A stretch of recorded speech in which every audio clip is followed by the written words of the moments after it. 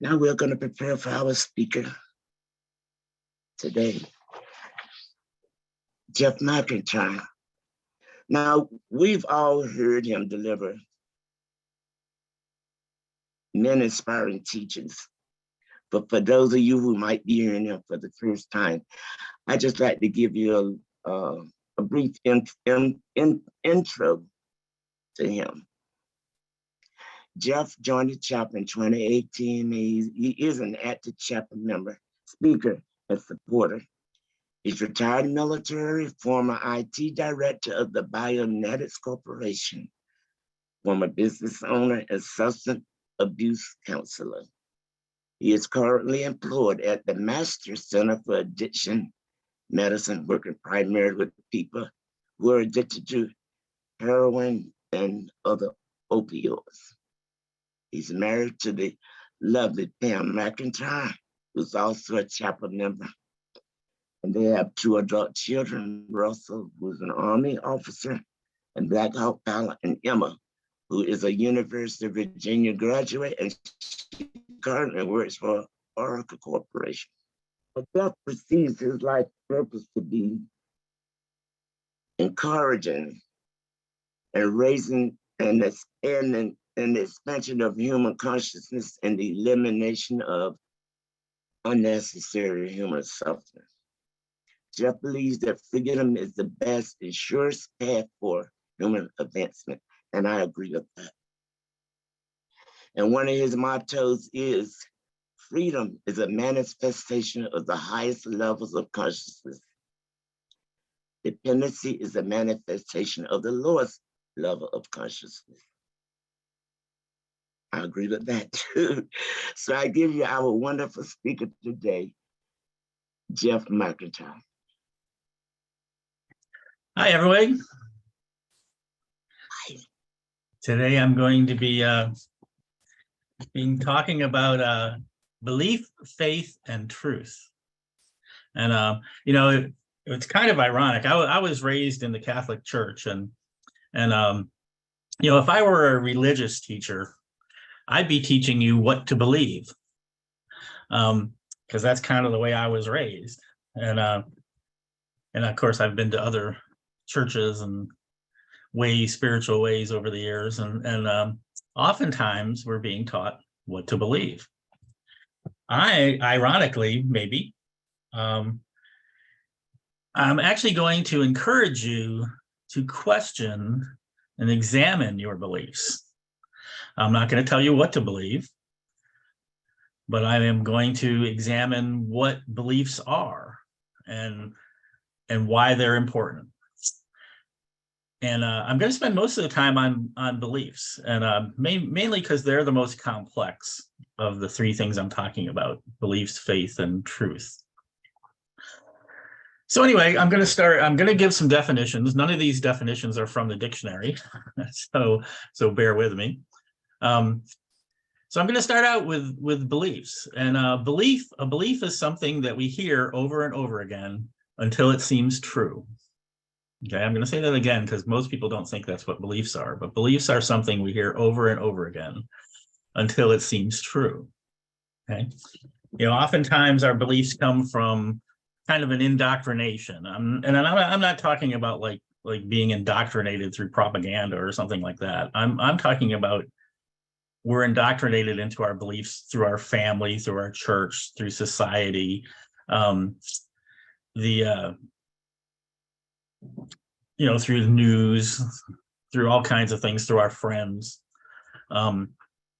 We hear things repeated over and over and over again until they seem true. Okay. And by the way, this is simply a characteristic of the human brain. It's the way it evolved. And there's really no getting around the fact that what we hear over and over again it starts to seem true to us, even if we know it's not true. And that can make things difficult. And the fact that this happens to us, has a real impact on us. Beliefs can determine who we love, who we hate, how we act, how we think. the problem is that our beliefs are just as likely to be delusional as they are to conform to the truth. And I'm going to say that again. Our beliefs are just as likely to be delusional as they are to conform to the truth. And also beliefs are also instrumental in creating our identities. Identity is basically a story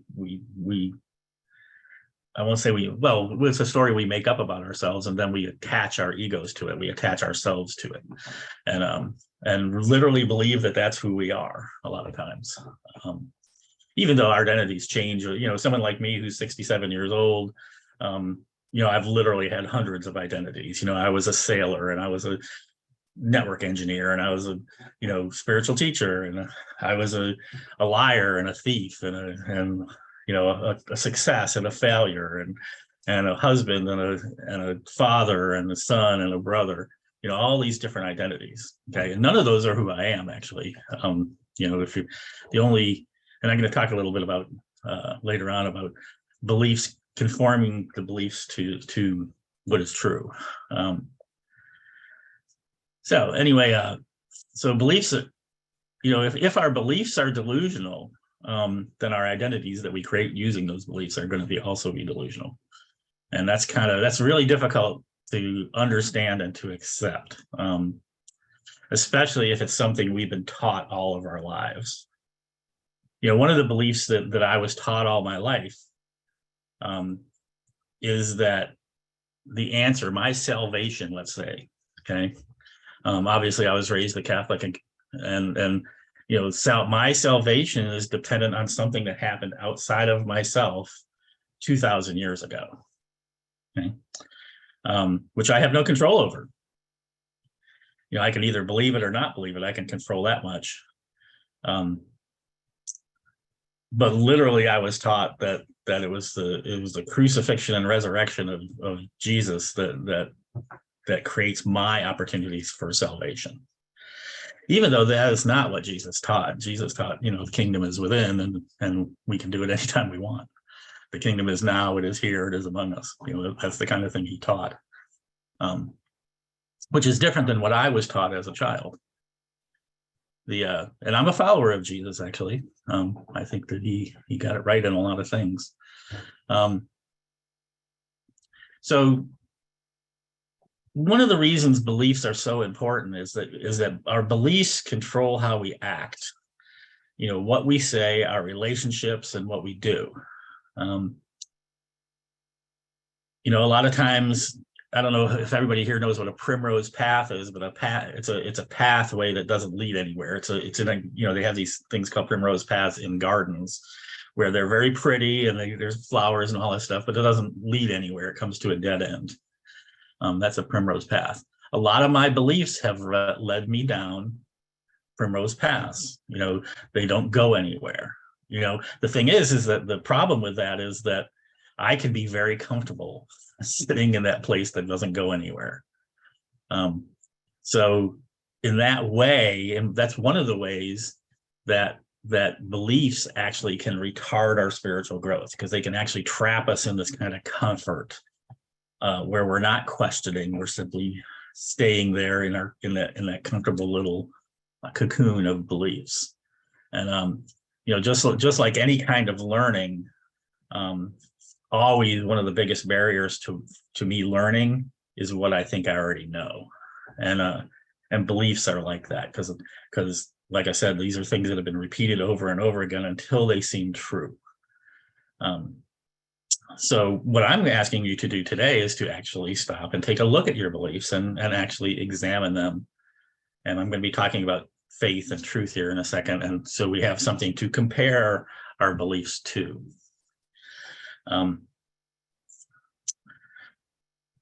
So beliefs are always limiting.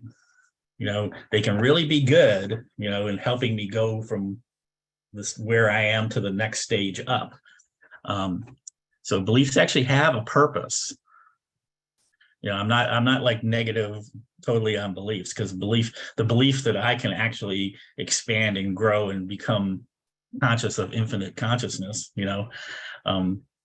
will help me do that. If I believe that's not possible, I'll never even try. So beliefs really are fundamentally important in our growth. You know, we have to accept that beliefs are not truth, and this is really tough. I mean, and you're going to see later on, I'm going to talk a little bit about having to let go of one of my fundamental beliefs that was really difficult, but I'll get back to that in a second. So belief, and here's something about beliefs, okay? Beliefs may be about sacred things, but beliefs themselves are not sacred. There's another one I'm going to say over again. Beliefs may be about sacred things, but beliefs themselves are not sacred. Okay, because this was really a barrier for me, is that some of these beliefs that I was taught as a child, you know, anything you're taught as a child by adults has a really strong emotional anchoring to it. And letting go of a belief, or even examining a belief that has been fundamental to your life, is really, really difficult and scary.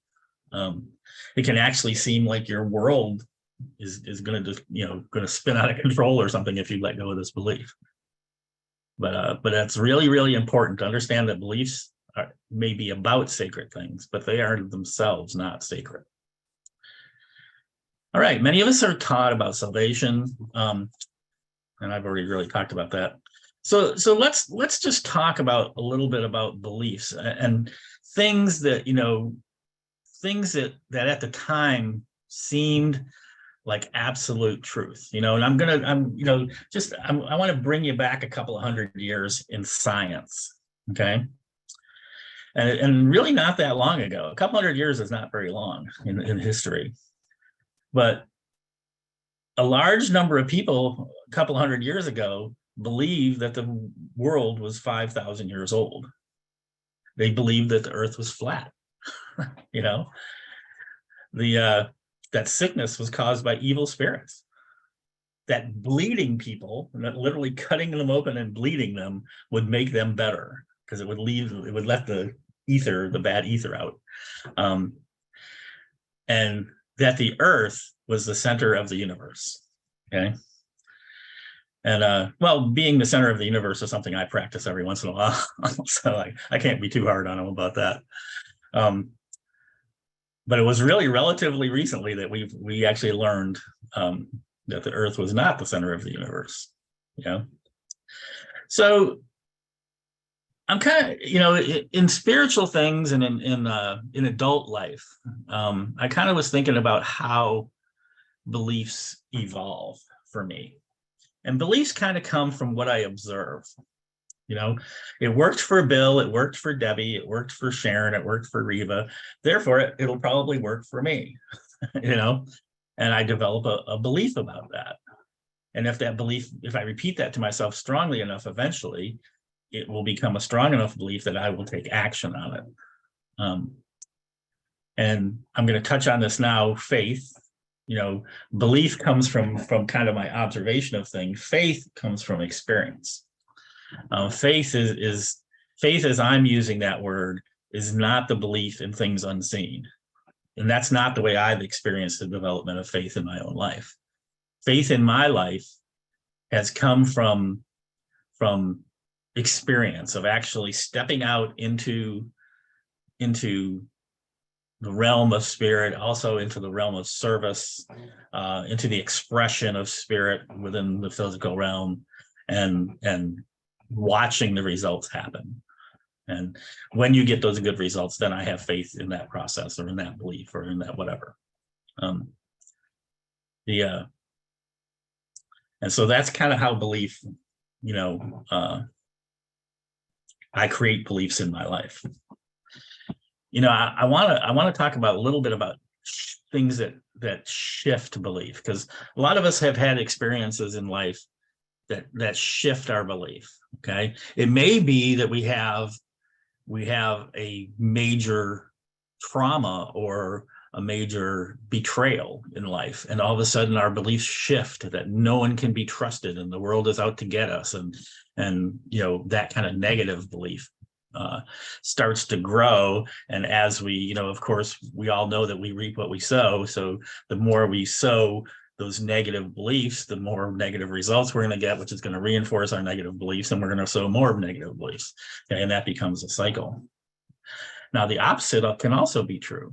Pam and I have been, Ram Dass is one of my favorite spiritual teachers, and we've been watching this thing, and I recommend it to everybody. It's called Going Home, but it's a documentary about Ram Dass. It's on Netflix.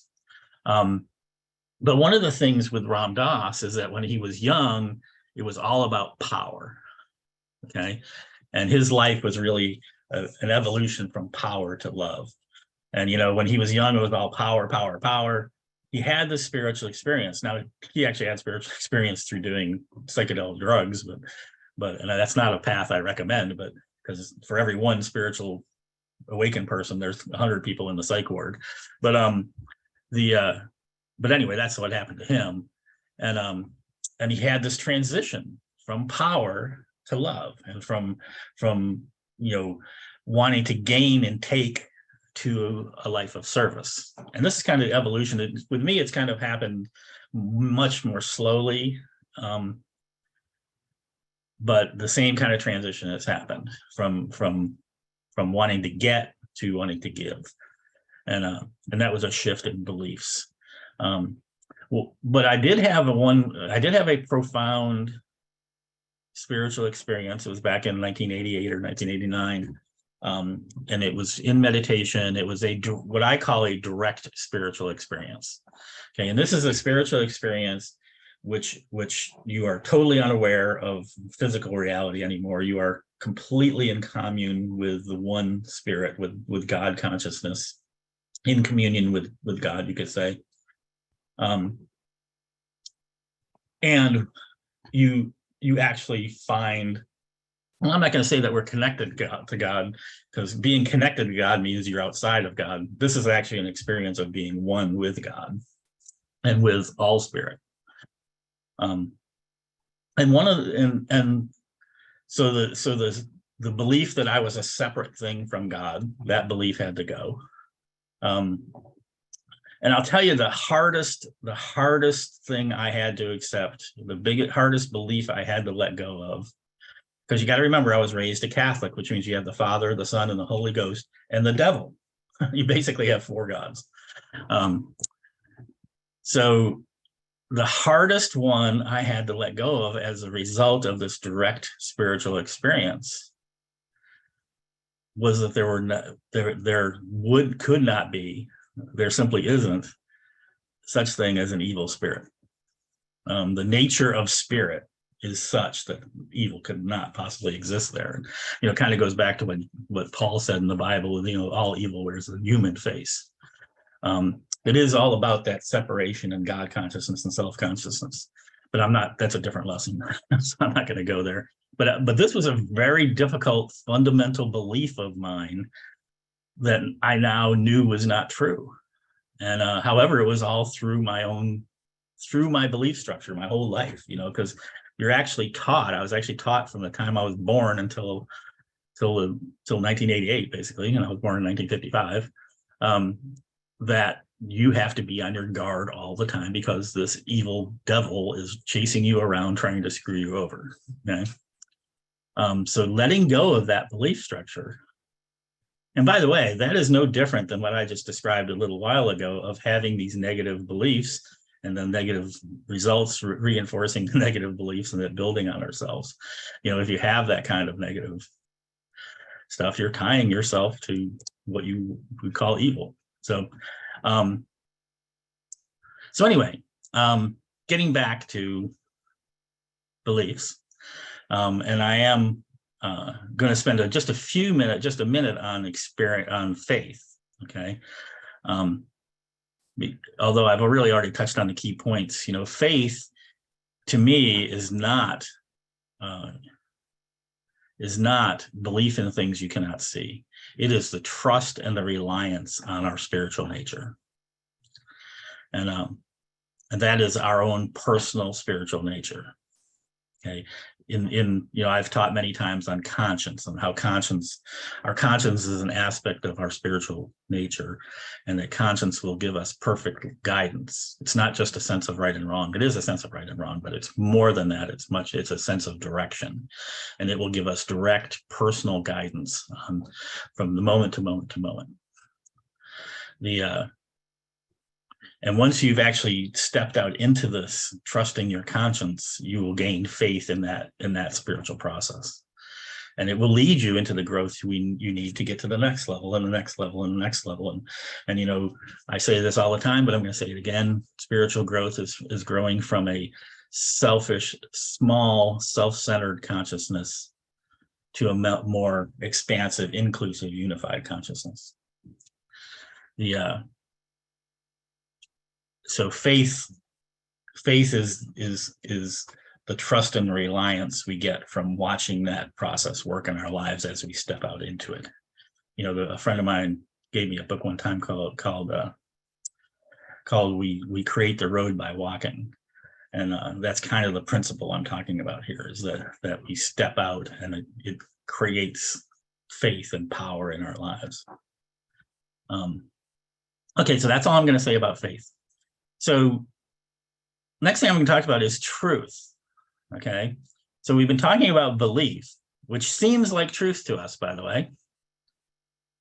But I'm going to say something revolutionary. There is a physical reality, and there is a spiritual reality. That's all. That's completely revolutionary, because this is not the way we live our lives. But there actually is a physical, I'll call it a physical truth and a spiritual truth, in that regardless of what I believe, regardless of how I live my life, regardless of how I spend my time projecting and worrying, or lost in fantasy, or lost in guilt, remorse, shame from the past, okay, there actually is a physical truth and there is a physical reality. And those things don't change because of anything that I do, generally speaking. I guess I could change physical reality by banging your head against the floor or something. But that's really not what I'm talking about. Whether I accept it or not, there is a physical reality. Now, the fact that there is a physical reality and there is a spiritual reality doesn't mean that I participate in them. Matter of fact, I often don't.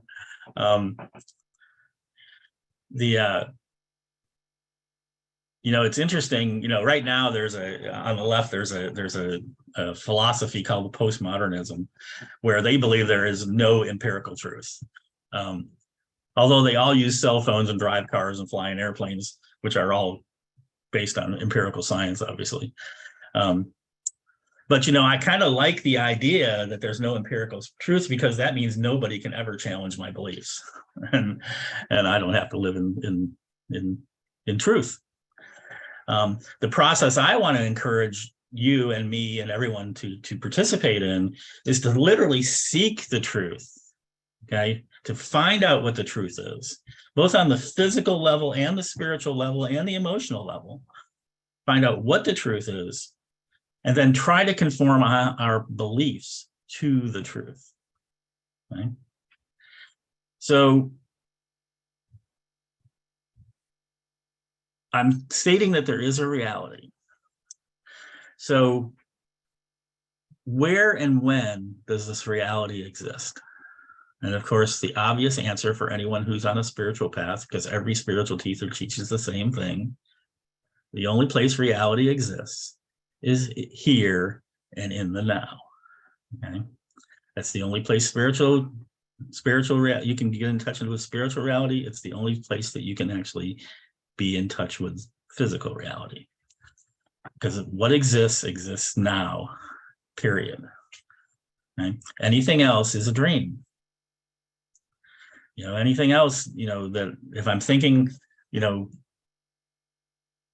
I'm taking the beliefs that I have from the past and injecting them into the now, okay, I have lost touch with reality.